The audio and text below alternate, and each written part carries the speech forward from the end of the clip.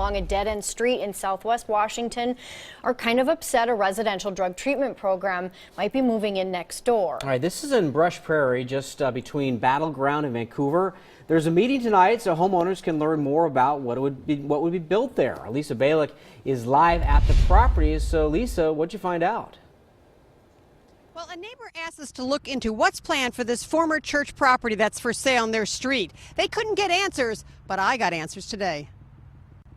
The concern is for the safety of our homes, the safety of our children. Our property values will plummet. Janelle Webb lives along the street that runs in front of the former church property, a quiet dead-end street that she says is not supposed to house anything like a residential drug treatment program for kids ages 12 to 18.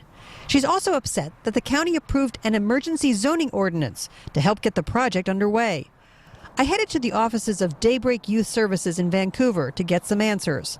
I found out there's $1.5 million in state money already set aside for the project. Washington has a capacity crisis. We've got significant waiting lists. For every day that a kid waits with an addiction is a day that they could possibly overdose and die. Daybreak director Annette Kleinfelder told me the planned 40-bed facility for boys and girls would be locked and gated, like the one Daybreak has operated for years in Vancouver, just across the street from an elementary school and school district offices. I wanted to know more about who would be staying at the new adolescent treatment center. Would some of these kids have criminal backgrounds? It's possible that some kids might have one of the symptoms of addiction is theft. I found out while some kids are sent to treatment by their families, others would be probation referred, but I'm told they would be screened to assess risk to the community. We've been doing residential treatment in Spokane for 30 years, 16 years here in Vancouver, and we have had no incidents of violence in any of the communities that we've served.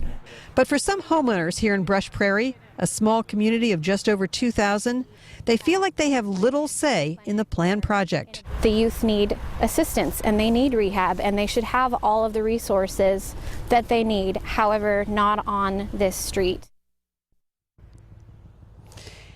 And that's why you are taking a look at the not welcome sign that is put out just a little while ago for the folks coming here tonight at the property to explain what they plan to do. The community meeting is at 7 o'clock tonight here at the church at Northeast 154th Street in Prairie.